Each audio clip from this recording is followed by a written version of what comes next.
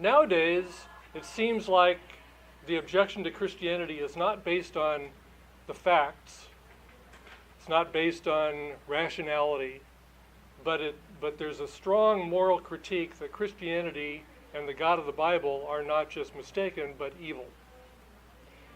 And this morning, the video that I just showed from Al Jazeera, of all things, the video that I just showed is an example of the stereotype that is being promoted everywhere about Christianity and Christians, especially evangelical Christians, that take the Bible seriously.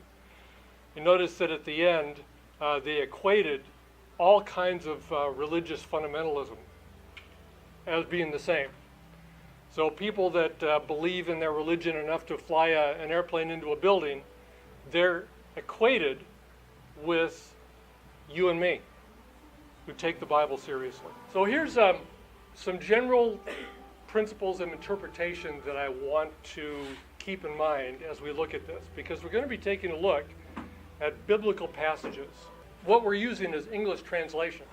Now there's lots of English translations, but when you translate from one language to another, there are often challenges and difficulties in getting it right. So, is the translation into English plain or ambiguous? Something to keep in mind. How may the difference between ancient and modern culture be relevant? So the cultural distance that we have, several thousand years, is that relevant? Does the critic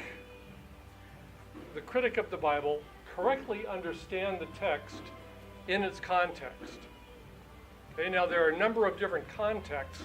One is just the chapter that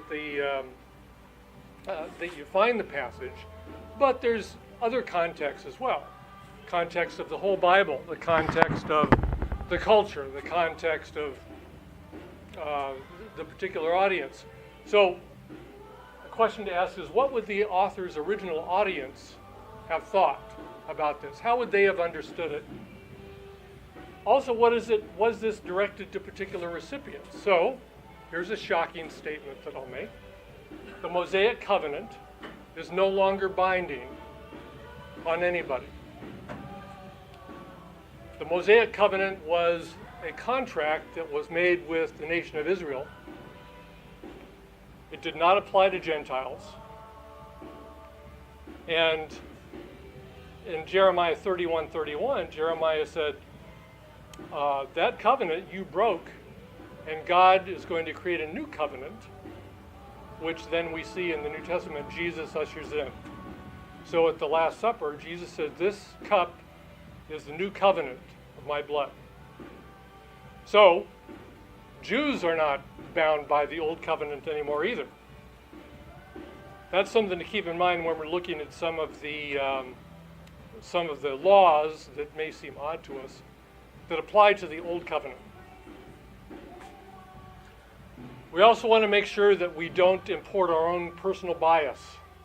So there's an element of humility, I think, that we always need to bring when we're trying to understand Scripture. And here's where it comes into play. So this is a cartoon that I thought illustrates this point.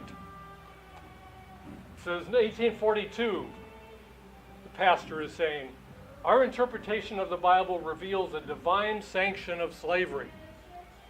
And then in 1958, the pastor says, our reading of Scripture makes it clear that white churches should remain white.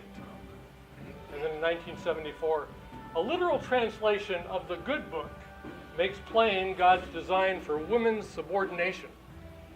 In 1993, the pastor says, our interpretation of Scripture shows us that homosexuality is immoral, abnormal, and should be punished. Now, the point of this cartoon, obviously, is that Christians got it wrong at various times of history. Therefore, they get it wrong now regarding this particular issue of homosexuality. Is that a valid critique?